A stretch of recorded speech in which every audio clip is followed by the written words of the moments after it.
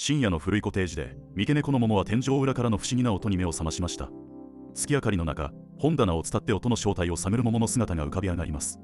慎重に近づくにつれ、まるで誰かが歩いているようなカサカサという音がはっきりと聞こえてきました。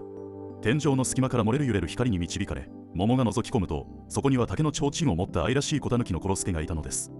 実はこの古いコテージには、代々狸の家族が住み着いており、コロスケは毎晩家族のために好みを集めていたのでした。その夜を境に、桃とコロスケは密かな友情を育んでいきます。